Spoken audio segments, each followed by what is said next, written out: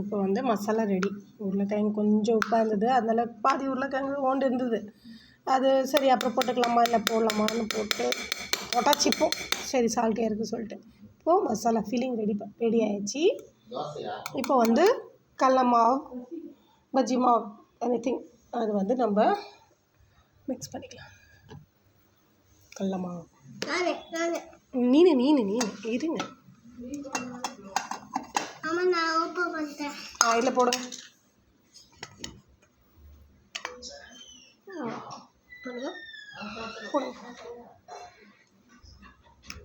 இன்னும் கொஞ்சம் போடுங்க. நிறைய ஃபுல்லாக போட்டாலும் ஓகே. என்னது சுபி இதில் கொஞ்சம் தண்ணி நானே ஊற்றுறேன். வேணாம் தண்ணி நான் ஊற்றுறேன். ஏன்னா நீங்கள் அதிகமாகிடுச்சுன்னா வேறு கடல அப்புறம் வேணும். நான் மிக்ஸ் பண்ணுறேன். மிக்ஸ் பண்ணுங்க. நல்லா கொஞ்சம் திக்காக மிக்ஸ் பண்ணுவோம். தண்ணி மாதிரி மிக்ஸ் பண்ணக்கூடாது. தண்ணி ஆகுதுன்னா அப்போ இன்னும் கொஞ்சம் இன்க்ளூட் பண்ணிடலாம்.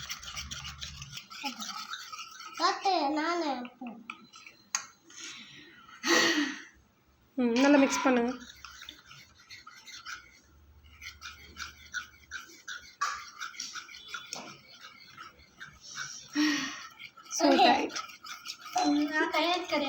என்னை வேலை செய்ய விட்டா தானே தங்கச்சிக்காரி வேலை செய்ய விட்டா தானே.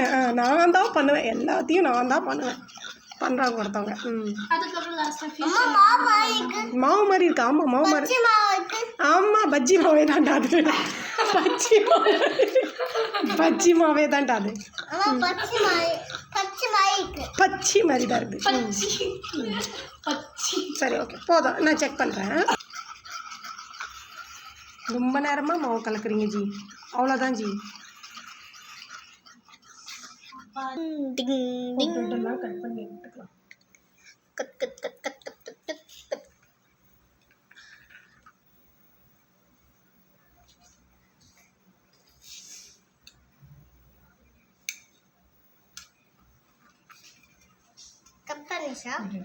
கம்மியாக இருக்கீங்க. ஏமா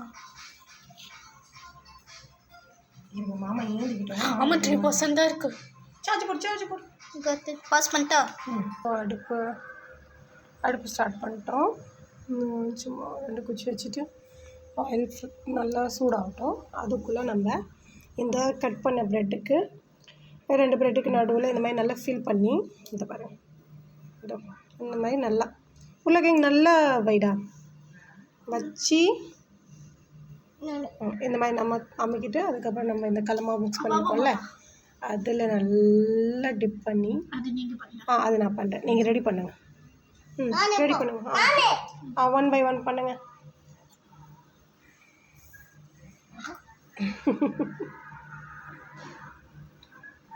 நெக்ஸ்ட் டைம் கார்லிக் பிரெட் செய்யலாமா? கார்லிக் பிரெட் செய்யலாம்.